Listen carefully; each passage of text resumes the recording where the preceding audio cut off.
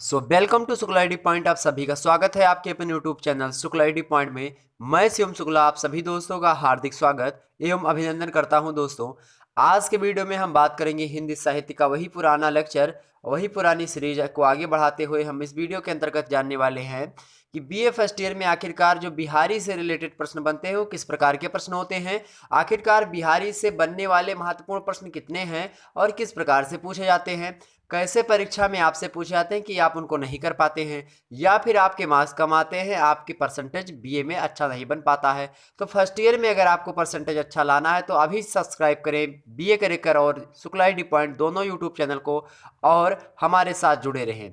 और वीडियो अगर आपको अच्छी लगती है तो वीडियो जरूर अपने दोस्तों के पास शेयर करें ताकि बीए में एक नई क्रांति लाने के लिए, एक नए प्रकार का जोश उमंग उत्साह लाने के लिए आप हमारे साथ बनेंगे और हम आपके साथ बनेंगे। तो दोनों साथ मिल करके चलेंगे, दोनों को साथ में पढ़ाई करना हमको और आपको। तो दोनों में समन्वयात्मक रूप से किस प्रकार से रहना है, किस प्रकार से आगे बढ़ना है वो जानेंगे इस वीडियो के अंतर्गत। साथ ही साथ बिहारी जी का लेक्चर है आज के वीडियो में। बिहारी के बारे में आज बात करूंगा। बिहारी का जन्म कब हुआ, बिहारी कहाँ के रहने वाले थे, इनके पिता का क्या नाम था, या फिर इनसे रिलेटेड जो रचनाएं हैं, इनकी रचनाएं नहीं बोल सकते क्योंकि इनकी इनकी एक ही मात्र रचना है जिसका नाम है बिहारी सतसई। और उस सतसई में इस प्रकार के दोहे सम्मिलित हैं क्योंकि कहा गया है कि सतसैया के दो हरे जो नावक के तीर देखन में छोटे लगे घाव करें गंभीर। इस प्रकार के दोहे इनके सतसई में शामिल है मित्रों। तो आज आप सोच सकते हैं कि किस प्रकार का आनंद आने वाला है आज की वीडियो में। अगर आप वीडियो मिस करते हो तो बड़ा ही अपने जीवन का एक अंश जो है आप जो है उसको मिटा देते हो, या फिर आप उस अंश को नहीं पढ़ना चाहते हो, या फिर उस बारे में आपका ज्ञान अर्जन नहीं आप करना चाहते हो जो ज्ञान बिहारी जी ने हम लोगों को दिया। आइए उस ज्ञान की मैं चर्चा करता हूं। दोस्तों, इससे पहले आप लोग जान चुके होंगे बीए फर्स्ट ईयर में हमने बताया था कि जो हिंदी प्रथम प्रश्न पत्र होता है वो मध्यकालीन हिंदी काव्य के नाम से जाना जाता है, जिसके अंतर्गत आपको मुख्य रूप से 6 कवियों के बारे में पढ़ना होता है और द्रुत पाठ के रूप में आपको 3 कवियों के बारे में पढ़ना होता है। जैसे कि आप मुख्य कवि देखेंगे तो कबीर दास, जायसी, सूरदास, तुलसीदास, बिहारी, घनानंद इत्यादि आपके क्या हो गए, ये हो गए 6 के 6 आपके निर्धारित कवि हैं जो आप में मुख्य रूप से शामिल है। कबीर का 25 साखी 10 पद शामिल है, जायसी का पद्मावत का 1 खंड शामिल है, सूरदास के सूरसागर का 30 पद शामिल है, तुलसीदास के रामचरितमानस का 201 प्रसंग शामिल है, बिहारी के 30 दोहे शामिल है जो कि इनकी एकमात्र रचना है बिहारी सतसई उससे शामिल है, घनानंद के 20 छंद शामिल है और किससे शामिल है तो घनानंद कवि से शामिल है। ये रहा पूरा का पूरा आपका पाठ्यक्रम सिलेबस। इतने स्पीड से आपको पढ़ना है और सारी चीजें कम से कम 3-4 बार तो आपको पढ़ ही लेना है, 5 बार सारा का सारा। ठीक, द्रुत पाठ के रूप में आप में रहीम, केशव, भूषण क्या क्या है, रहीम, केशव, भूषण 3 कवि शामिल हैं आप में, रहीम दास, केशवदास, भूषण। ठीक, और बिहारी घनानंद ये किसके हैं तो ये रीतिकाली के बिहारी, घनानंद, रहीम, केशव और भूषण ये किसके हैं तो ये हैं किस कवि धारा के तो रीतिकाल के। जबकि कबीर दास, दासी, तुलसीदास और सूरदास ये भक्ति काल के हैं जिसको स्वर्ण युग के नाम से जाना है हिंदी साहित्य में। ठीक, तो इस द्रुत पाठ का मतलब ये होता है मित्रों, द्रुत पाठ मीन्स आप सोच रहे होंगे क्योंकि मुझे पता होगा कि आप क्या सोच रहे हैं। इस समय एक टीचर को पता हो जाता है कि स्टूडेंट क्या सोच रहा है। तो द्रुत पाठ का मतलब होता है मित्रों कि आप में कुछ ऐसे पाठ्यक्रम शामिल हैं, ऐसे कवि शामिल हैं जिनसे ज्यादा प्रश्न नहीं पूछा जाता, 3 से 4 प्रश्न पूछे जाते हैं। ठीक, या फिर इससे पहले 2018 के पहले जब पैटर्न नहीं चेंज हुआ था मित्रों तो इससे पूछा था किस प्रकार का प्रश्न, इससे पूछा जाता था कि 2 लघुत्तरीय प्रश्न हर, जैसे 2 लघुत्तरीय प्रश्न रहीमदास से, 2 केशवदास से और 2 भूषण से, इनसे ऐसे पूछ ले जाते थे। लेकिन अब ऐसा नहीं है, अब बहुविकल्पीय प्रश्न आने लगा है। तो बहुविकल्पीय प्रश्नों में आपसे ऐसे कि इनसे सबसे 10-10 प्रश्न पूछेगा 6 लोगों से, तो 10 छक्के के 60 हो गए, उसके बाद में 3 बचेंगे तो इन तीनों में से पूछ लेगा। कभी हो सकता है कबीर से 12 पूछ ले, कभी जायसी से 12 पूछे, कभी सूरदास से, मतलब इस प्रकार से कभी 10 से ज्यादा हो सकता है। मैं एक एवरेज बता रहा हूँ, मान लिया 10-10 पूछा, 60 इसमें हो गया।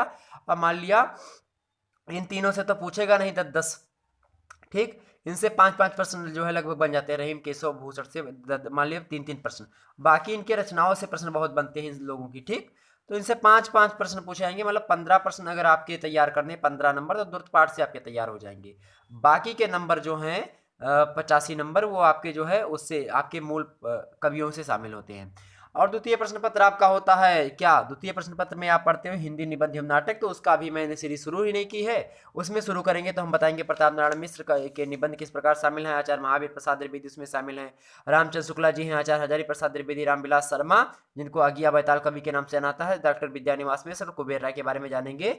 ये आप में निबंधकार हैं, ठीक है। एकांकीकार के रूप में आप में शामिल होते हैं डॉक्टर राम कुमार वर्मा, भुवनेश्वर प्रसाद, उपेंद्र नाथ अस्क, उदय शंकर भट्ट, लक्ष्मी नारायण मिश्रा जी हैं, ठीक। और ध्रुव स्वामी नाटक आपके पाठ्यक्रम में संकलित होता है। इस प्रकार से आपका पूरा का पूरा पाठ्यक्रम हो जाता है, 2 मिनट के अंदर आपने समझ लिया। अब हम बात करते हैं मित्रों कि बिहारी जी के बारे में क्या क्या बातें हम करने वाले थे, आइए चर्चा करते हैं। दोस्तों बिहारी के संबंध में एक जन्म के संबंध में एक दोहा प्रचलित है, इन्होंने खुद ही लिखा या फिर जो है इनके द्वारा इनके संबंध में प्रचलित है। बिहारी सतसई में सम्मिलित नहीं किया गया इस दोहा को, लेकिन ये सम्मिलित है। जैसे एक दोहा है कि जन्म ग्वालियर जानिए और खंड बुंदेले बाल और तरुणाई आई सुखद मथुरा बस ससुराल, मतलब मथुरा में इनकी ससुराल है और जन्म इनका ग्वालियर में है। खंड बुंदेली बाल मतलब अब इनका जो है किशोरावस्था वो बुंदेलखंड में बीती है। तरुणाई सुखद मतलब जवानी की दिशा इनकी जो है ये मथुरा में आकर के ससुराल में इनकी बीती थी चली गई है, ठीक है। इस प्रकार से है इनके जन्म के संबंध में दोहा प्रचलित है कि तरुणावस्था से संबंध में स्थानों का उल्लेख इनमें इसमें बताया गया कि तरुणावस्था में कैसे थे, बाल्यावस्था में कहाँ थे, जब विवाह हुआ तब कहाँ पे थे, वो सारी चीज़ें बताई गई हैं। अगर मुख्य रूप से देखा जाए दोस्तों तो बिहारी का जन्म जो है वो ग्वालियर में ही हुआ था। ग्वालियर के निकट एक वसुधा गोविंदपुर नामक का गांव है, उसी गांव में हुआ था। संवत 1652 विक्रमी में हुआ था, ठीक है। इनके पिता का नाम बात करें तो केशव राय था। इनके पिता का क्या नाम था मित्रों, केशव राय था इनके पिता का नाम। और ये निम्बराक संप्रदाय के संत नरिहर दास के शिष्य थे। कौन, तो ये थे, मतलब कौन, ये बिहारी जी, ठीक। तो नरिहर दास निम्बार्क संप्रदाय था। संत नरिहर दास के जो है स्वामी नरिहर दास जो है तुलसीदास जी को भी ये मिले थे, तुलसीदास जी से भी मिले थे ये, ठीक। तो ये इनके गुरु थे। बिहारी ने इन्हीं से संस्कृत प्राकृत के काव्य ग्रंथों का अध्ययन किया था नरिहर दास जी से। बाद में ये मथुरा चले गए और एक ब्राह्मण कुल में इनका विवाह हो गया जाता है, तब ये वहीं रहने लगते हैं। और इसी बीच में बिहारी ने क्या क्या रचनाएं सीखी, फारसी में काव्य रचना करना आरंभ कर दिया बिहारी जी ने। और बिहारी ब्राह्मण कुल में जन्म लिए थे, द्विज श्रेष्ठ है बिहारी, मतलब ब्राह्मण के घर में जन्म, बिहारी ब्राह्मण है, ठीक। कालांतर में बिहारी जो थे वो शाहजहां के, मतलब कालांतर मीन्स होता है समय बीतता गया उसके उपरांत शाहजहां के कृपा पात्र बन जाते हैं। ये कृपा पात्र मतलब उनके शरण, मतलब उनके यहाँ पे रहने लगते हैं, जिनसे अन्य राज परिवारों से इनका अच्छा संपर्क बन जाता है। सभी लोग आते जाते रहते हैं तो देखते रहते हैं, ठीक है। तो इस प्रकार से वहाँ से इनको ये पता चलता है कि महाराज जयसिंह जो हैं अपनी नवविवाहिता, ये संबत मैं बताऊं संबत 1702 ईस्वी के विक्रमी के आसपास, सब विक्रमादित्य वाली संबत में बता रहा हूँ, संबत 1702 विक्रमी के आसपास की बात है।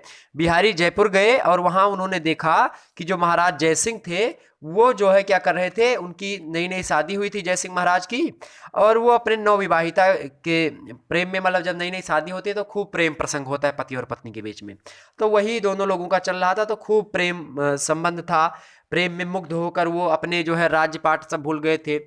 तो लिखा है कि जो है राज न रहे नीति बिन जाने और अघ न रहे हरिचरित बखाने। तुलसीदास जी ने लिखा है मानस में, श्री रामचरित मानस में, कि राज न रहे नीति बिन जाने। जब तक राज अगर आपको करना है तो आपको नीति में निपुणता होनी चाहिए, या फिर आपको एक 2-4 नीतिकार बैठा रखने चाहिए, जैसे विदुर वगैरह थे तो उस समय जमाने में बैठा रखे थे। मान लिया धृतराष्ट्र उतने ज्ञानी नहीं थे, लेकिन धृतराष्ट्र वहाँ पे जो है चंद्रगुप्त मौर्य को देख लीजिए, चाणक्य थे उनके नीतिज्ञ, ठीक। तो इस प्रकार से नीति शास्त्र वाले विद्वान को बैठाना चाहिए। जैसे अभी देखेंगे तो अब आजकल कहा जा रहा है जो अमित शाह जी हैं वो मोदी जी के चाणक्य हैं, तो मोदी जी के चाणक्य है, भाजपा के चाणक्य हैं, इनको चाणक्य, आधुनिक चाणक्य की पद भी बहुत सारे लोग देते हैं। तो वो बहुत सारे, और अजीत डोभाल वगैरह बहुत सारे सलाहकार हैं, इसलिए सलाहकार तो बैठाते हैं प्रधानमंत्री लोग, ठीक। हालांकि वो अलग की बात है। तो क्या हुआ, जब राजा जयसिंह जो थे, बड़े ध्यान से सुनिएगा, राजा जयसिंह उनकी नई नई शादी हुई थी, तो नई नई शादी में प्रेम प्रसंग बहुत बड़ा रहा था, ठीक। मुग्ध हो गए एकदम से, प्रेम प्रलाप में बिजी हो गए। और मोह जो होता है वो सकल व्याधि के मूल मतलब होता है, मूला मतलब होता है जड़। एक तुलसीदास जी ने लिखा कि मोह सकल व्याधिन कई मूला, मतलब ये होता है कि मोह जो होता है यानी प्रेम जो होता है, जिसको हम प्रेम जानते हैं और आधुनिक युग में प्यार बोलते हैं हिंदी में, और अंग्रेजी में लव, ठीक। आज कॉमन सा शब्द हो गया आई लव यू, कॉमन सा शब्द है, सभी लोग बोलते हैं I like you, I love you.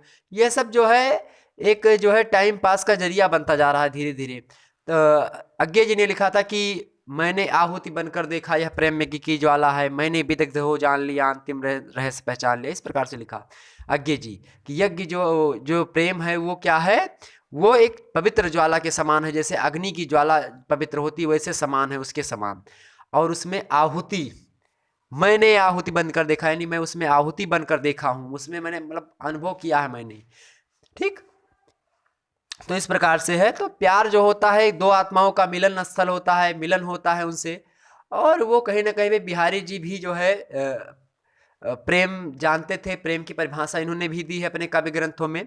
कहत नटत रीझत खिजत मिलत खिलत लज्जात भरे भोन में करत है नैनो नहीं सो बात। ये बात मैंने बहुत सा चक्कर बताई, इसका अर्थ आप जानते हैं। ठीक, तो इसी प्रकार से जब ये राजा जो थे वो जो तमाम सारे सलाहकार थे उनकी बात नहीं मानते थे, राजा अपनी जो उनकी रानी थी उनमें प्रेम मुग्ध रहा करते, दिन रात उसी में लिप्त रहा करते थे। ठीक, भोग विलास इत्यादि किया करते थे। तो क्या हुआ, धीरे धीरे जो है जब राजपाट बिगड़ने लगा, प्रजा जो है यहाँ पे जो है प्रजा में वो होने लगा कि ये राजा भ्रष्टाचारी है या फिर बेकार है, इसको कुछ नहीं आता जाता। तो बिहारी जी को पता चला, तो बिहारी जी ने इनके संबंध में एक दोहा इनको लिख करके भेजा। इन्होंने भेजा दोहा कि क्या, कि नहीं पराग नहीं मधुर मधु, नहीं विकास यही काल, और अली कली ही सौ विधियो आगे कौन हवाल। कि नहीं पराग नहीं मधुर मधु, ठीक, और नहीं विकास यही काल, इस काल में आपका विकास नहीं हो रहा, अली कली ही सौ विधियो आगे कौन हवाल। भौरे का उदाहरण देके इन्होंने बताया, बहुत सारी चीजें बताई। इससे इस दोहे से इनको प्रभावित, जब दोहा महाराज जयसिंह ने पढ़ा तो बड़े खुश हुए। उन्होंने बिहारी को काली पहाड़ी नामक गांव दिया, कहा कि जाओ इसमें जो है आप जो है रहो, प्रत्येक छंद पर इनको एक असरफी देने का वादा भी किया। तब से बिहारी जो थे वो जयपुर में रहने लगे और आमेर दरबार में राजकवि के रूप में प्रसिद्ध हो गए। ठीक है, और इनका जो है इनकी मृत्यु हो जाती है 1720 ईस्वी में। और मैं बिहारी की बहुज्ञता था, मतलब बिहारी बड़े ही विद्वान थे। इनकी मैं बात करूं तो ज्ञान, इतिहास, पुराण, ज्योतिष, भूगोल, गणित, आयुर्वेद, ये सब इनका एकमात्र रचना जो बिहारी सत्सई है, इन सब का परिचय दे देती है। जैसे गणित ज्ञान के रूप में अगर मैं बात करूं तो कहत सबे बेंदी दिए अंक दसे गुण होत। अब देखिए बिहारी जी कब के हैं, वो संबत 1700 कब के हैं, संबत 1652 विक्रमी के हैं। बिहारी जी संबत 1652 विक्रमी के हैं। बड़े ध्यान से सुनिएगा बात को मित्रों। और गणित ज्ञान इनका देखिए, ये लिखते हैं अपने बिहारी सत्सई में कि कहत समय बेंदी दिए अंक 10 गुनो होत, मतलब एक बिंदी बढ़ाने से अंक जो होता है वो 10 गुना हो जाता है। जैसे एक लिखा है, अब एक में अगर हम एक बिंदी बढ़ा दें तो ये क्या होगा, 10 गुना हो जाता है। इनका गणित का ध्यान देखिए, अर्थात बिंदी रख देने से अंकों का मान 10 गुना बढ़ जाता है। अब देखिए, तो ये गणित ज्ञान था इनका। दूरदर्शिता देखिए बिहारी जी की, कितनी दूरदर्शिता है इनके उसमें, बिहारी जी में। तो बिहारी जी की दूरदर्शिता देखिए आप। उसके बाद में ज्योतिष की मैं बात करूं, ज्योतिष इनका बड़ा ही महत्वपूर्ण ज्योतिष भी था। ज्योतिष के संबंध में इन्होंने लिखा मित्रों कि पत्रा ही तिथि पाइये वा घर के चहुपास, पत्रा ही तिथि पाइये वा घर के चहुपास, और नित्य प्रति पूनो ही रहे आनंद होप उजास। ठीक, ये ज्योतिष ज्ञान था इनका। इसी प्रकार से लोक ज्ञान इन्होंने दिया। लोक ज्ञान दिया कि सन सूख्यो बीत्यो बनो, ऊख्यो लई उखारी, और हरी भरी अरहरी उजो, धरि धरि धर हिये नारी। इस प्रकार से कहा। आयुर्वेद का भी ज्ञान देता है इनका जो है बिहारी सत्सई। आयुर्वेद के ज्ञान के रूप में इनका दोहा प्रचलित है कि मेरी भव बाधा हरो, राधा नागरी सोए, और जा तन की झाई परे, श्याम हरित दुति होए। मतलब जो श्याम जो सूखी मुरझाई कली होती है वो भी हरी होने लगती है अगर श्याम भगवान की परछाई पड़ जाती है। तो पौराणिक ज्ञान के रूप में इनका दोहा प्रचलित है कि क्षय छगुनी पहुँचे गिलत, अति दीनता दिखाए, और बलि बामन की ब्योत सुनी, को बलि तुम्हें पलाए पत्याए। ठीक, पौराणिक ज्ञान है इनका। लोकवृत्ति ज्ञान में इनका दोहा प्रचलित है कि डारी सारी नील की, ओट अचूक चुके ना, मो मन मृग कर बर गहे, अरे अहेरी नैन। तो इस प्रकार से ये चहुमुखी प्रतिभा संपन्न व्यक्ति थे बिहारी जी। और ये बड़े ही श्रृंगार निरूपक कवि के रूप में भी जाने जाते हैं। हाँ, इतना अवश्य है कि श्रृंगार के संभोग पक्ष के चित्रण में जितना रमे हैं ये बिहारी जी, उतना भी विप्रलंभ में नहीं है। मतलब संभोग पक्ष इनका ज़्यादा है, विप्रलंभ पक्ष में नहीं है। संयोग की ऐसी कोई दशा नहीं है जो बिहारी की दृष्टि से ओझल रह गई हो। कतिपय समीक्षकों का जो मानना है कि मिलन सुख में बिहारी ने जिन बातों का वर्णन किया है उसमें कोई अनुभूति की गहराई या मार्मिकता नहीं है। शायद इसी तथ्य के मध्य नजर रखते हुए दिनकर जी ने भी लिखा कि बिहारी के दोहों में ना तो कोई बड़ी अनुभूति है और ना कोई ऊंची बात है, सिर्फ लड़कियों की कुछ अदाएं हैं। मगर कवि ने उन्हें कुछ ऐसे ढंग से चित्रित किया या फिर प्रदर्शित किया कि आज तक रसिकों का मन कचोट खाकर रह जाता है। जो लोग कविता में ऊंची अनुभूति या ज्ञान की बड़ी बड़ी बातों की तलाश में रहते हैं, ठीक है, जो लोग ज्ञान की बड़ी बड़ी ऊंची बातों में तलाश रखते हैं, अनुभूति करना चाहते हैं, बिहारी की कविताओं में उन्हें अपने लिए चुनौती जरूर मिलेगी।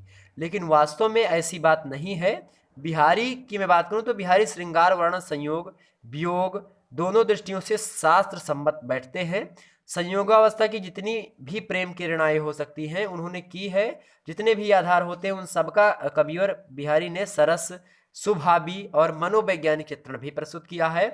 ठीक, बिहारी के बहुत सारे दोहे प्रचलित हैं, ठीक है, तो सारी अलग की बातें हैं। तो अब बिहारी के संबंध में आपने मोटी मोटा कुछ बातों को जाना और बिहारी से रिलेटेड कुछ प्रश्न जो पूछे जाते हैं, आइए मैं उन प्रश्नों पर भी चर्चा करता हूं कि बिहारी से रिलेटेड किस प्रकार के प्रश्न आपके पाठ्यक्रम में संकलित होते हैं, किस प्रकार से आपके परीक्षा में पूछे जाते हैं। ठीक, आइए पहले प्रश्न की ओर बढ़ते हैं मित्रों। आपके सामने प्रस्तुत है कि बिहारी किस काल के कवि हैं। तो बिहारी किस काल के कवि हैं मित्रों? बिहारी है रीतिकाल के कवि, ऑप्शन इसका ए करेक्ट है। अगला है दूसरा कि बिहारी का जन्म कब हुआ था। तो मित्रों बिहारी का जन्म कब हुआ था? संवत 1600 किसमें हुआ था? संवत 1662 में। संवत 1662, ऑप्शन नंबर बी है। ठीक, इन लोगों का कंफर्म नहीं है पूरे तरीके से कहाँ होता है कहाँ नहीं, कुछ संबंध में कुछ तथ्यों के हिसाब से पुरानी पुस्तकों को देखने के बाद में पता चलता है। ठीक, तीसरा देखते हैं बिहारी द्वारा रचित ग्रंथ का क्या नाम है। बिहारी द्वारा जो रचित ग्रंथ है उसका क्या नाम है? तो दोस्तों एकमात्र रचित है, मतलब एक मात्र रचित इनकी रचना है सतसई। तो बिहारी सतसई है, सतसई बिहार, सौ शतक, सतयुगी, ये सब कोई रचना नहीं इनकी। ठीक है, तो ये सब देखिए इसमें ध्यान मत दीजिएगा, ये सारी कोई रचना नहीं, केवल सतसई रचना है बिहारी की, एकमात्र रचना है बिहारी सतसई। और इसमें बिहारी सतसई में कितने दोहे हैं, सॉरी छंद हैं, तो कितने छंद हैं? बिहारी सतसई में लगभग 726 छंद का प्रयोग किया गया है। ठीक, बिहारी के दोहों में पूछा था कि किस अलंकार का प्रयोग सबसे ज्यादा हुआ है। तो बिहारी के जो है दोहों में अनुप्रास अलंकार का सबसे ज्यादा प्रयोग हुआ है। एक प्रश्न पूछा था कि कौन से ऐसे कवि हैं जो गागर में सागर भरने का काम करते हैं। तो बिहारी जी वैसे कवि हैं जो गागर में सागर भरते हैं। या फिर ये पूछा था कि गागर में सागर भरना उक्ति किसके लिए चरितार्थ है या किसके लिए कही गई है, किसने कही? तो बिहारी जी के लिए ये कथन कहा जाता है। बिहारी का जन्म कहाँ हुआ था? ग्वालियर में हुआ था। आपको पता है बिहारी किस कुल में प्रकट हुए थे? ब्राह्मण कुल में। बिहारी का प्रमुख रस क्या है? तो बिहारी का प्रमुख रस क्या है? श्रृंगार है। दिनकर जी ने बता ही दिया था कि लड़कियों को इस बड़े ही विचित्र ढंग से प्रस्तुत करते हैं ये। ठीक, और रीतिकाल के प्रतिनिधि कवि के रूप में जो है बिहारी महाराज जाने जाते हैं। रीतिकाल के प्रतिनिधि कवि हैं ये। ठीक, मतलब इंपॉर्टेंट कवि हैं। और एक इनकी है सतसैया के दोहरे जो नावक के तीर, ये दोहा किसके संबंध में प्रचलित है, ऐसा प्रश्न पूछा जाता है। तो बिहारी जी के संबंध में प्रचलित है। आप देखेंगे यहाँ पे पहला प्रश्न आपके सामने, यहाँ पे दूसरा प्रश्न, ये देखिए इस काल का पहला रीतिकाल का प्रतिनिधि कवि किसे आना था? हमने अभी बताया किसको? बिहारी जी को, ऑप्शन ए। सतसैया के दोहरे जो नावक के तीर और देखन में छोटे लगे और कैसे घाव करते हैं भैया?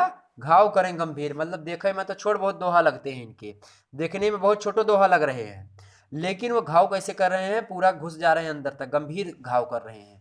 मतलब ऐसा घाव कर रहे हैं जिसका कभी निदान नहीं, चाहे जितना सिपला आप लगा लो। तो इस प्रकार के दोहे इनके हैं। मतलब कि दोहा मतलब छोटा ही है, कहने का से ये है, तीर उर का नहीं मैं बात कर रहा हूँ कि मतलब इनका जो है दोहा तो बहुत छोटा है। दोहा दो चार इसमें पद होते हैं। ठीक है, पहले में 11-11 मात्रा, दूसरे पहले में 13-13, बाद में 11-11 मात्रा, इस तरीके से मात्राओं का विभाजन होता है। जब दोहा छंद पढ़ाऊंगा तो उसमें सब सारी चीजें क्लियर कर दूंगा। ठीक है, तो उसमें क्या होता है, बहुत छोटा सा होता है, लेकिन इनकी व्याख्या करने बैठेंगे तो बहुत से 4-4 पन्ने 5-5 पन्ने लग जाएंगे व्याख्या करने में से। तो ऐसे कहा गया कि इनके दोहा तो बहुत छोटे हैं, लेकिन मतलब विश्लेषण अगर करने बैठे या व्याख्या करने बैठे तो बहुत दूर तक चले जाएंगे हम।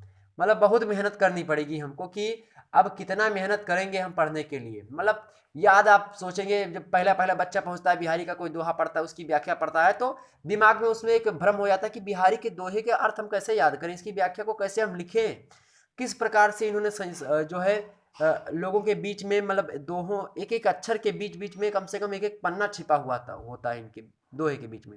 जैसे कहत, नटत, रीझत, खिजत, मिलत, खिलत, लजिया, अरे बाप रे, ये इनकी जो है, ये देखिए दोहे का मतलब एक तारतम्यता है। कहत, लास्ट में तार है, अनुप्रास, यानी अनुप्रास की कई कैटेगरी, छह का अनुप्रास, वात्यानुप्रास, श्रोत्यानुप्रास, लाटानुप्रास, बहुत सारे अनुप्रास की कैटेगरी है।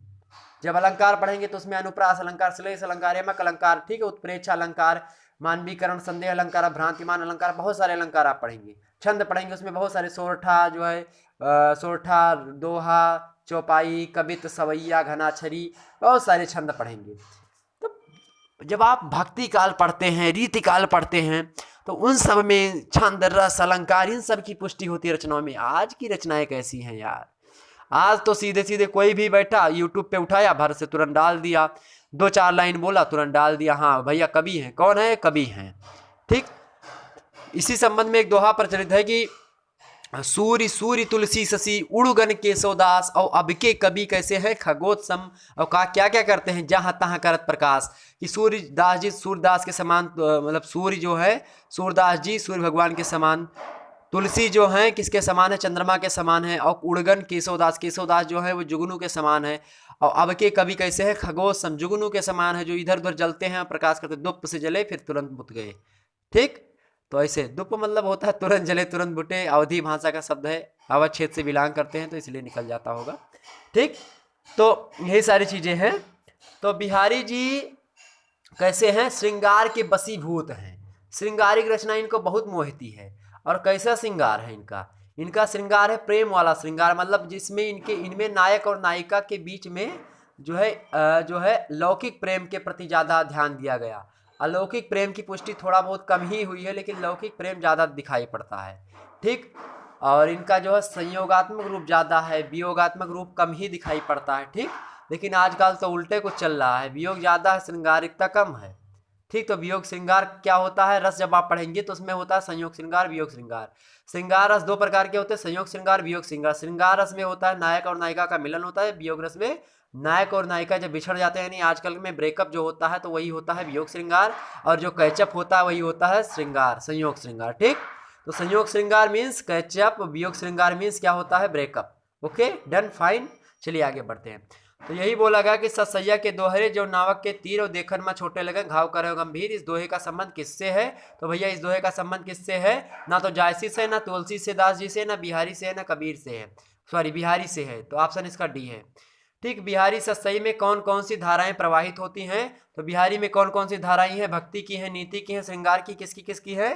तो भैया सबकी है, नीति भी है इनमें है, भक्ति है, श्रृंगार भी तो एकदम से झोरे हैं। ठीक, तो उक्त सभी डी। अगला प्रश्न है बिहारी रीतिकाल के किस शाखा के कवि हैं? तो बिहारी जो है रीतिकाल के किस शाखा के कवि हैं? अब रीति में कैसी शाखा? दो शाखा होती है रीतिकाल की, एक रीतिबद्ध होती है, एक रीति सिद्ध, रीति मुक्ति। और अगर दो भागों में और बांटे तो रीति पूर्ण और रीति सिद्ध। तो ये हैं भैया किसके? रीति सिद्ध के हैं। कौन? बिहारी जी की रीति सिद्ध, इन्हीं से रीतियां चलती हैं, इन्होंने रीतिकाल को सिद्ध कर दिया। ठीक, रीति सिद्ध कवि हैं ये। कौन? बिहारी लाल। चलिए भैया, बिहारी के पिता का नाम पूछा था है एग्जाम में, बिहारी के पिता का नाम क्या है? बिहारी के पिता का नाम क्या है? केशव राय। हमने बताया था केशव राय है। ठीक,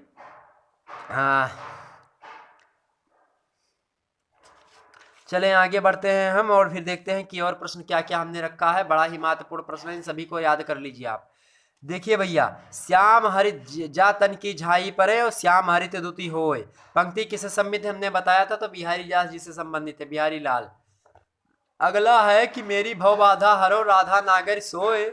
ठीक, मेरी भव बाधा हरो राधा नागर सोए, पंक्ति में भाषा कैसी है भैया? तो भाषा कैसी है?